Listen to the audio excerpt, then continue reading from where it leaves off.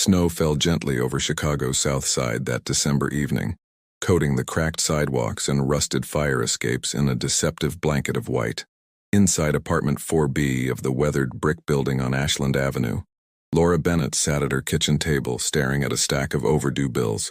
The numbers blurred together: rent, electricity, groceries she couldn't afford. Her hands trembled as she calculated and recalculated, hoping somehow the math would change. It never did. The apartment was cold. Laura had turned the thermostat down to 60 degrees to save money, and she wore 2 sweaters layered over each other. Through the thin walls, she could hear the Rodrigo family's television playing Christmas movies, their laughter a painful reminder of what her own home lacked.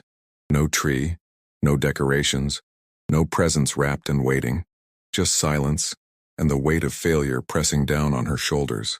Laura was 32 years old, but the past year had aged her. Dark circles shadowed her eyes, and her once bright smile had become a rare occurrence. 6 months ago, she'd lost her job as an administrative assistant when the small law firm she worked for went bankrupt. Since then, she'd applied to 73 positions. 73 rejections or worse. Silence. Her savings had evaporated. Her credit cards were maxed out. And her ex-husband, Ethan's father, had disappeared 2 years ago, leaving nothing but broken promises and an empty bank account. In the next room, 6-year-old Ethan sat on his bed, his small frame silhouetted against the window where streetlights cast long shadows. He was a perceptive child, far too aware for his age. He noticed everything: the way his mother's smile didn't reach her eyes anymore, how she pretended to eat dinner but mostly just pushed food around her plate, the sound of her muffled crying late at night when she thought he was asleep. Ethan had stopped asking for toys weeks ago. He'd overheard his mother on the phone with her sister, her voice breaking as she admitted she couldn't afford Christmas this year. The shame in her tone had cut through him like ice water. That night, lying in bed, Ethan had made a decision. If Santa Claus was real, if magic existed anywhere in this cold, difficult world, he needed to ask for something more important than toys. He climbed down from his bed and retrieved a piece of lined paper from his school backpack. His handwriting was still uneven, letters tilting at odd angles, but he wrote with fierce concentration, "Dear Santa, please don't bring toys. Just bring my mom a job and someone to protect us. She cries when she thinks I'm sleeping, I hear her. She needs help. We need help. Thank you. Ethan." He folded the letter carefully, tucking it into an envelope he'd taken from his mother's desk drawer. With a red crayon, he wrote on the front, "To Santa Claus, North Pole." The next morning, when Laura was in the shower, Ethan bundled up in his thin coat and walked 3 blocks to the blue mailbox on the corner. His breath came out in white puffs as he stood on his tiptoes and dropped the letter inside. He didn't know that the mailbox had been vandalized the night before, its internal routing mechanism damaged. He didn't know that his letter, along with dozens of others, would be misrouted by the automated sorting machines at the Chicago postal facility. And he certainly didn't know that his carefully addressed envelope would end up in a delivery truck heading not north, but west, toward the affluent neighborhood of Lincoln Park. The letter arrived 3 days later at a limestone mansion on a tree-lined street where pristine Victorian homes stood like sentinels of old money and older secrets. The mailman, new to the route and intimidated by the black SUVs always parked outside, simply left the letter in the ornate brass mailbox and hurried away. Inside the mansion, Vincenzo De Luca sat in his study, a room of dark wood and leather that smelled of cigars and expensive whiskey. At 45, Vincenzo was a man who commanded respect through presence alone. He stood 6'3", with silver threading through his dark hair and eyes that could shift from warm to winter cold in an instant. For 20 years, he'd controlled the city's underground, not through chaos and violence like the old days, but through calculated strategy and an iron network of loyalty. But power came with loneliness. Vincenzo had never married, never had children. The life he'd chosen didn't allow for the vulnerability of family. He'd built an empire, but as he approached middle age, he found himself wondering what it was all for. Empty rooms in a big house, respect born of fear, wealth with no one to share it with. His associate Marco brought in the day's mail, contracts to review, reports from his operations, the usual business. But at the bottom of the stack was a small envelope, addressed in a child's handwriting with red crayon.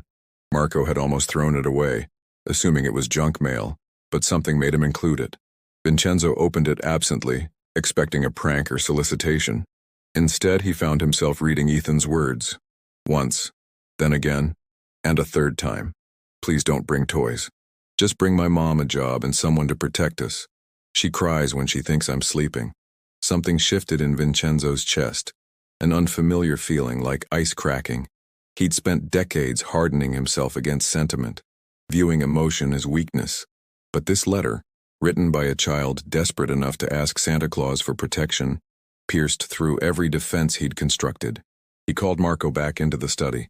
This letter, I need you to find out where it came from, everything about this family. I want to know by tomorrow morning. Marco looked at the childish handwriting, confused. Boss, it's just some kid's letter to Santa. Probably got delivered here by mistake. Vincenzo's eyes were distant, focused on something Marco couldn't see. That's exactly why I need to know. A 6-year-old boy doesn't ask Santa for protection unless something is very wrong. Find them. That night, Vincenzo sat alone in his study, the letter on his desk. Outside, Chicago glittered with Christmas lights. Thousands of homes where families gathered in warmth and safety. He thought about the boy who'd written these words, the mother who cried when she thought her son was sleeping. And for the first time in years, Vincenzo De Luca felt something he'd almost forgotten. Purpose. What will Vincenzo discover about Laura and Ethan? Will his investigation bring help or danger? Subscribe to our channel to find out what happens next in Chapter 2, and don't miss a moment of this incredible story. Marco was nothing if not efficient. By 10 the next morning, a complete dossier sat on Vincenzo's desk. The investigation had been thorough. Employment records, credit reports, social media profiles, even interviews with neighbors conducted under the guise of a housing survey. Laura Bennett, age 32, former administrative assistant, divorced, single mother, current employment status, unemployed for 6 months, apartment rent, 3 months overdue, eviction notice filed, bank account balance, $47.16. The numbers painted a devastating picture, but it was the personal details that struck Vincenzo hardest. Laura had been an honor student in high school, worked her way through community college while waitressing nights. She'd married young, too young, to a man who'd eventually revealed himself as unreliable and, according to police reports Marco had accessed, occasionally violent. She'd left him with nothing but her son and her determination.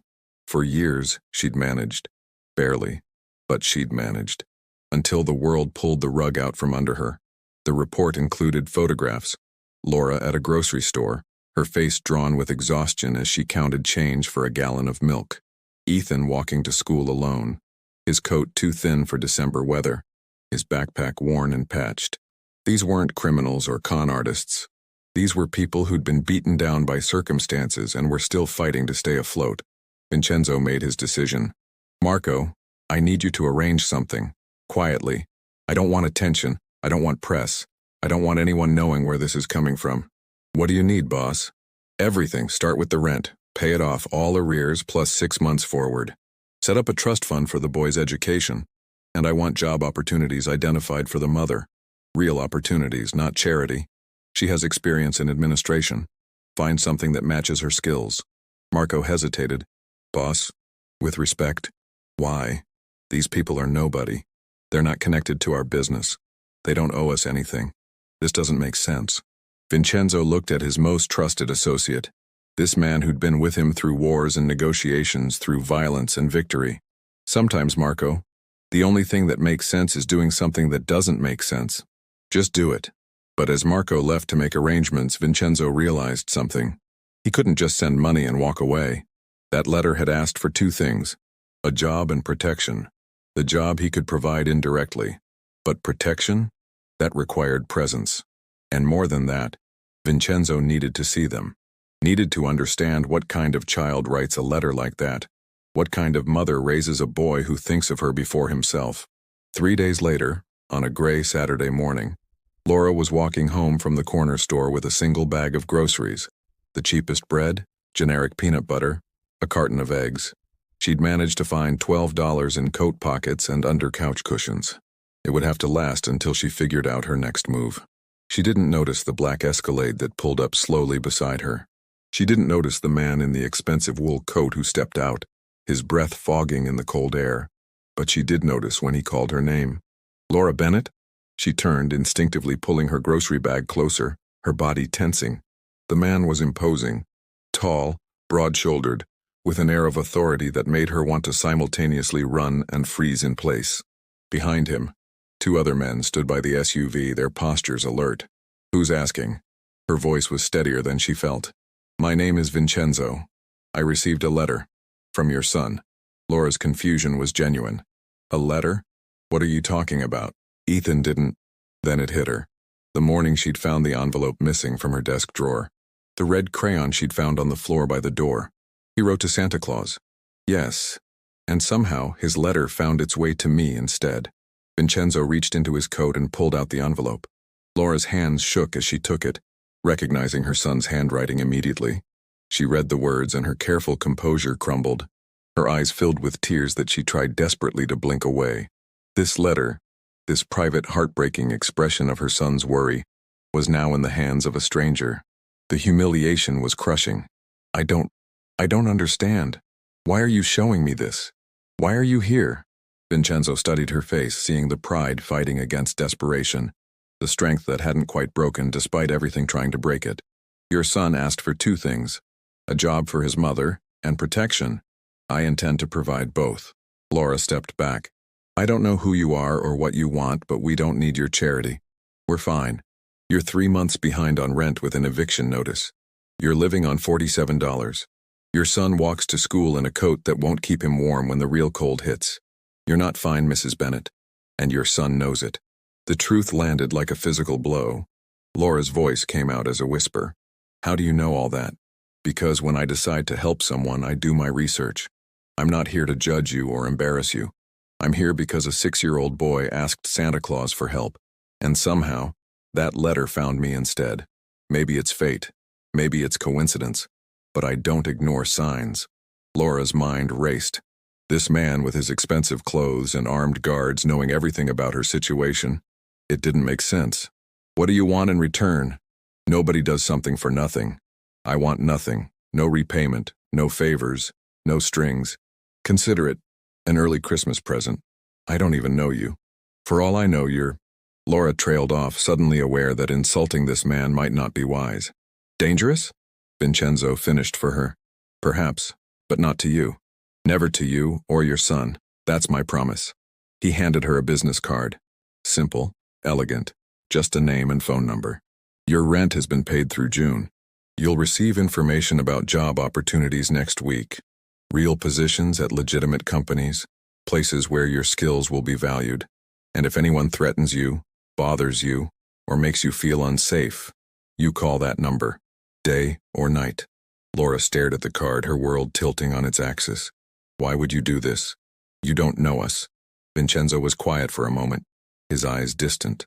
"Let's just say your son's letter reminded me that there are things more important than the life I've built. Things I'd forgotten about. Innocence. Hope.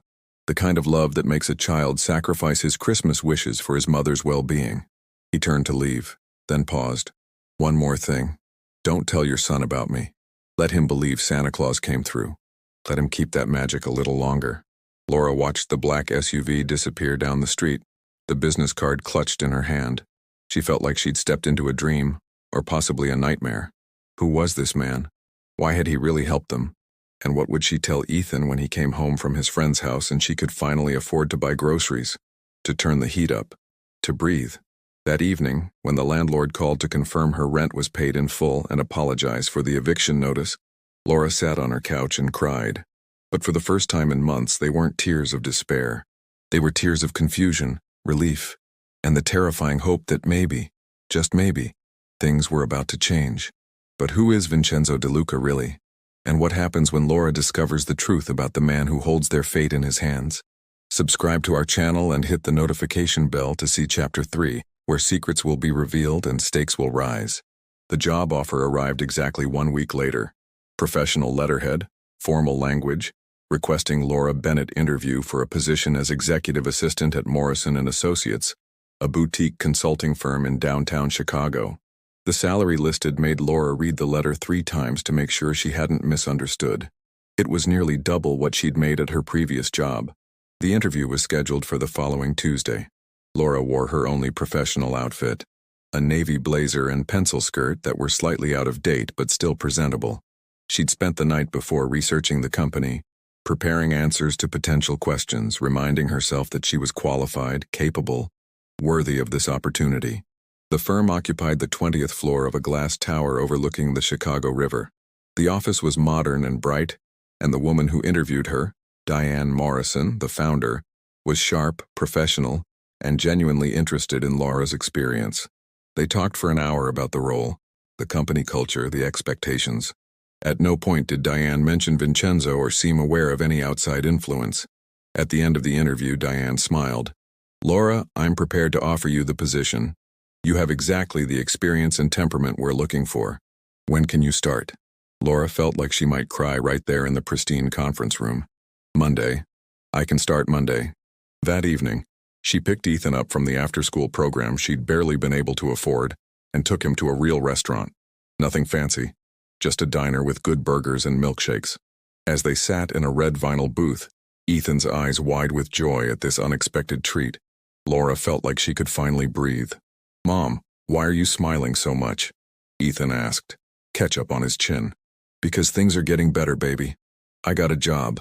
A really good job. We're going to be okay." Ethan's face lit up with a smile so bright it nearly broke her heart. Did Santa help? Laura thought about the man in the black SUV, the business card still in her wallet. Maybe he did, Ethan, maybe he did. But as the weeks passed and Laura settled into her new position, she couldn't stop thinking about Vincenzo. She'd tried to research him, but internet searches revealed almost nothing. Just a few mentions in business contexts, nothing personal, no social media presence. It was as if he existed in shadows, deliberately invisible. Then, one evening in mid-January as Laura was leaving work, she saw the black Escalade parked across the street. Vincenzo stood beside it, waiting. Her heart rate spiked, a mixture of gratitude and apprehension flooding through her. She crossed the street, clutching her bag. "Hello? Laura, how's the job?" "It's wonderful. Diane is great. The work is interesting. I can't thank you enough." She paused. "But I still don't understand why you did this, and I don't even know who you really are." Vincenzo nodded slowly. "Walk with me." They walked along the river as the sun set over Chicago, painting the sky in shades of orange and purple. The January cold was bitter, but Vincenzo seemed unbothered by it, and Laura was too focused on his words to care. "I'm going to tell you the truth," Vincenzo said, "because you deserve to know and because secrets have a way of coming out eventually. My name is Vincenzo De Luca.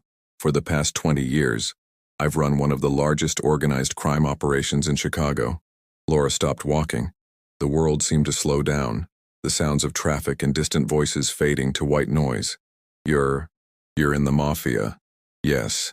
I control distribution networks, gambling operations, construction contracts, the kinds of businesses that exist in the gray areas of legality and sometimes cross into the black. I'm telling you this not to frighten you, but because you should know the truth about the man who's inserted himself into your life." Laura's mind reeled. The help, the job, the protection, it all took on a different dimension. "So this is what? Some kind of money laundering scheme? Am I part of something illegal?" "No. The job is legitimate. The money I used to pay your rent came from legitimate investments. You're not involved in my business in any way, and you never will be. This is separate." "But why?" Laura's voice rose, frustration and fear bleeding through. "Why would someone like you care about us? What do you get out of this?"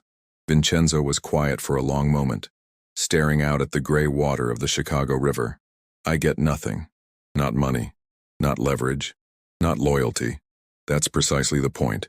My entire life has been built on transactions. Everything given for something received. Every relationship calculated for advantage. But your son's letter, it asked for something with no expectation of return. Pure need. Pure hope. It reminded me that there's a world outside the one I've built where people can help each other without ulterior motives. And you want me to believe you're doing this out of the goodness of your heart? A mob boss with a conscience? I don't expect you to believe anything. I'm simply telling you the truth. What you do with that information is your choice. If you want me to leave you alone, I will. If you want to quit the job, I'll make sure you're not penalized. But if you'll accept it, my offer of protection stands. Not because I want something from you, but because I promised a 6-year-old boy that his mother would be safe." Laura felt tears prick her eyes. This is insane. My son writes a letter to Santa Claus and I end up indebted to the Mafia. You're not indebted to anyone. That's what I'm trying to make you understand. There's no debt, no obligation. I'm not a good man, Laura. I've done things that would horrify you. But maybe, just maybe, I can do one good thing. Maybe I can make sure that one child's Christmas wish comes true. They stood in silence as the city lights began to flicker on around them. Laura thought about Ethan, about how his smile had returned now that the constant stress had lifted from their home. She thought about her job, which she loved, which was allowing her to rebuild their life. And she thought about the man standing beside her, dangerous, powerful, and somehow genuinely trying to help with no strings attached. If I accept this, Laura said slowly, if I let you keep watching over us, I need to know we're safe. Not just from other people, but from your world too. You have my word. My world will never touch you or Ethan. You're completely separate, completely protected. Laura looked at Vincenzo, really looked at him. Behind the expensive clothes and air of authority, she saw something unexpected. Loneliness. The loneliness of a man who'd built an empire but had no one to share it with, who'd gained power but lost the simple human connections that made life meaningful. Okay, she said finally. But I have conditions. You stay out of our daily lives. No surveillance, no checking up on us. We're not a project or a charity case. And if I ever feel like Ethan is in danger because of your involvement, I walk away and you let me. Vincenzo extended his hand. Deal. As they shook hands, Laura felt the strange, surreal nature of the moment. Here she was, making an agreement with a crime boss, brokered through a child's letter to Santa Claus. Her life had become something she never could have imagined. There's one more thing, Vincenzo said as they parted. Ethan's letter mentioned protection. I keep my promises.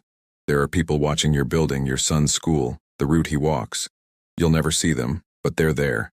If anything ever threatens you, help will arrive before you can finish dialing 911.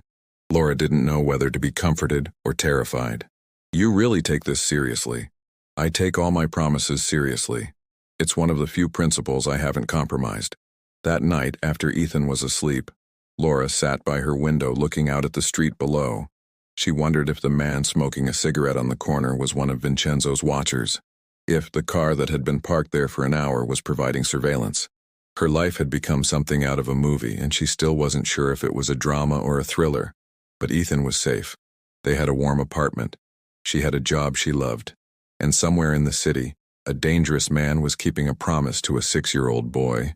It wasn't the miracle she'd prayed for, but maybe it was the miracle they needed. But can Laura truly trust Vincenzo? And what happens when his dangerous world and her normal life collide? Subscribe to our channel and turn on notifications for Chapter 4, where everything will come together in a stunning conclusion you won't see coming. February arrived with a brutal cold snap that turned Chicago into a frozen landscape of ice and bitter wind. Laura had settled into a rhythm. Work during the day, evenings with Ethan, the slow rebuilding of a life that had nearly collapsed. She hadn't seen Vincenzo since their conversation by the river, but she felt his presence in subtle ways. The man who'd tried to break into a neighbor's apartment had been arrested within minutes by police who seemed unusually responsive. The landlord who'd previously been hostile now treated her with surprising respect. It was as if an invisible shield surrounded them. Ethan was thriving.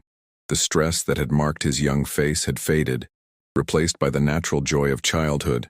He played with friends, excelled in school, and most importantly, he stopped worrying about his mother.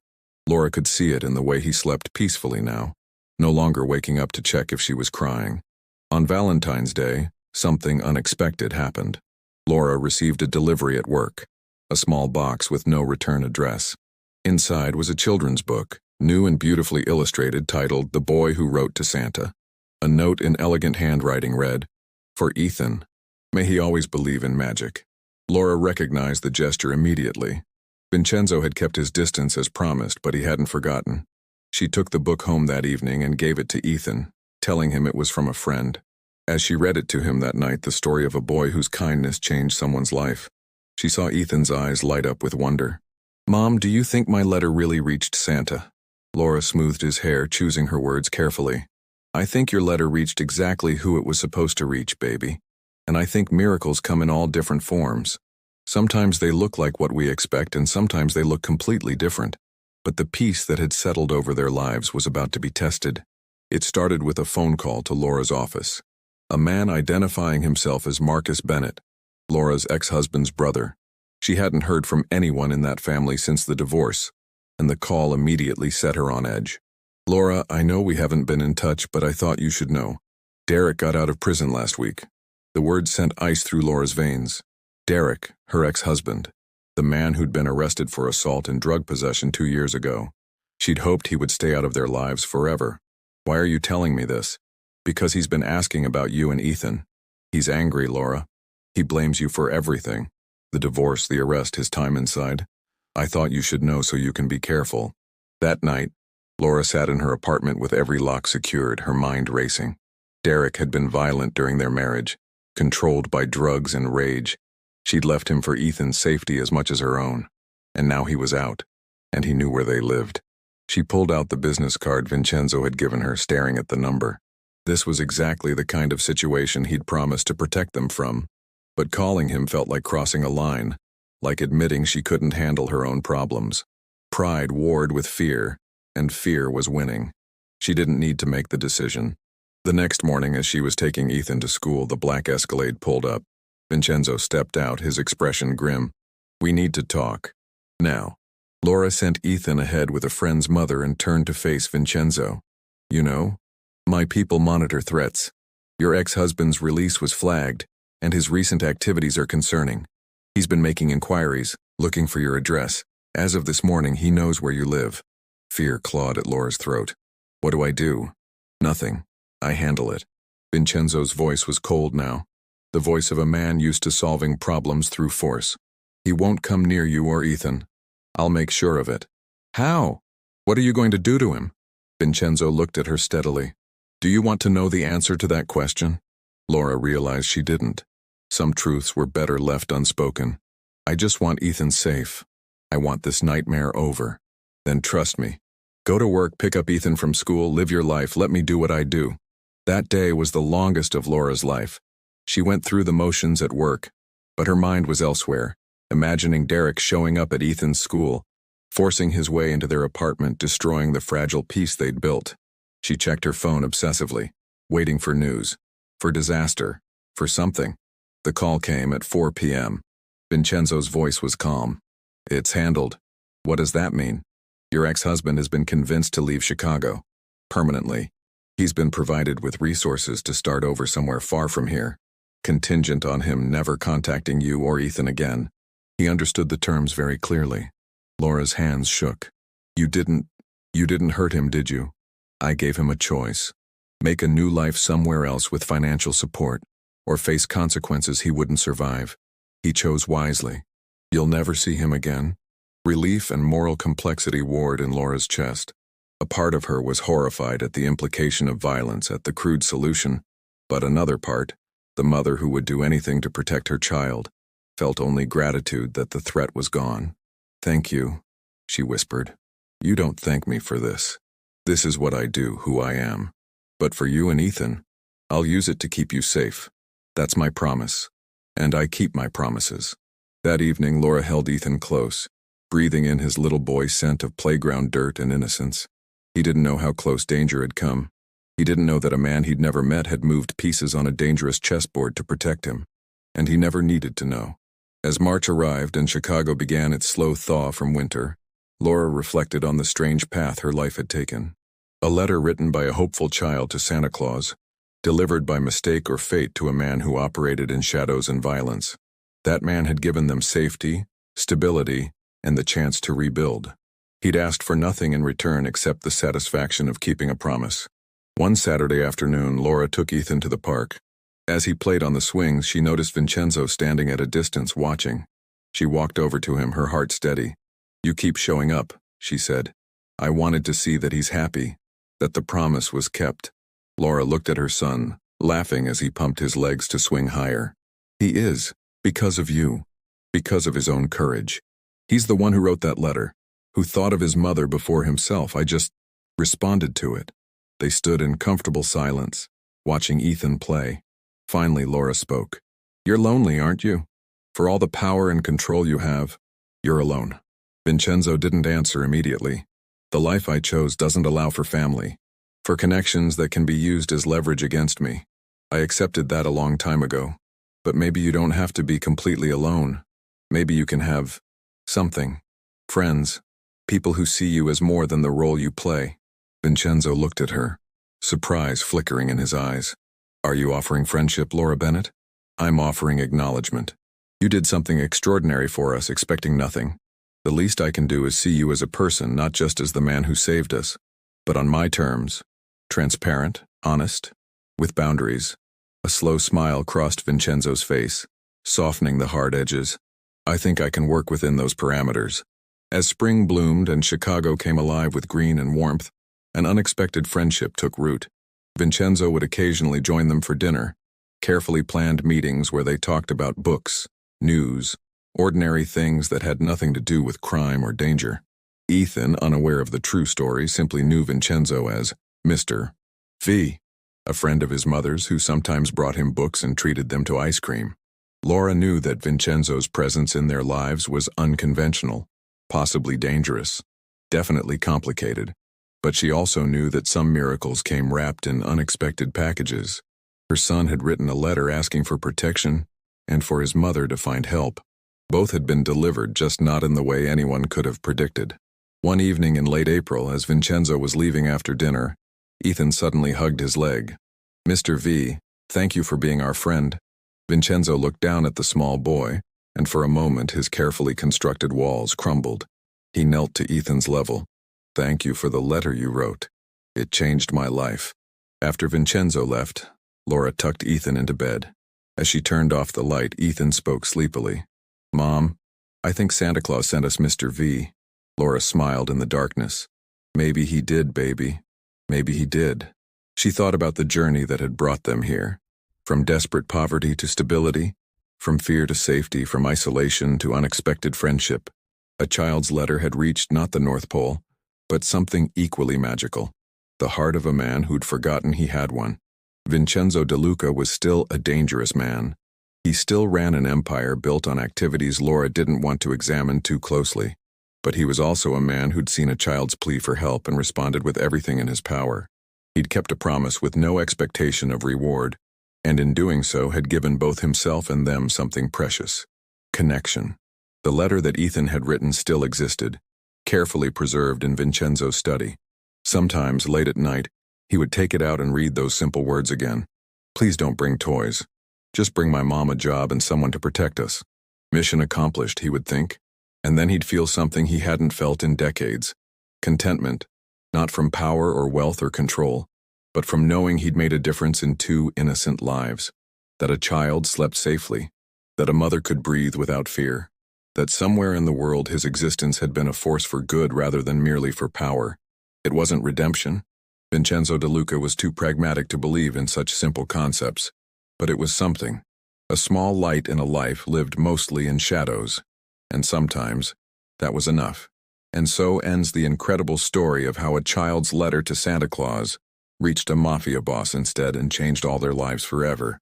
Sometimes miracles come from the most unexpected places, and heroes don't always look like we expect them to. Did this story move you? Hit that subscribe button and turn on notifications so you never miss our next emotional journey. Drop a comment below telling us what you thought of Vincenzo's transformation, and share this story with someone who needs to remember that hope can come from anywhere. We have more incredible, true-to-life stories waiting for you, each one crafted to remind you that human goodness exists in the most surprising places. Thank you for joining us on this emotional journey. Until next time, remember, sometimes the letters we send into the universe reach exactly who they're meant to reach.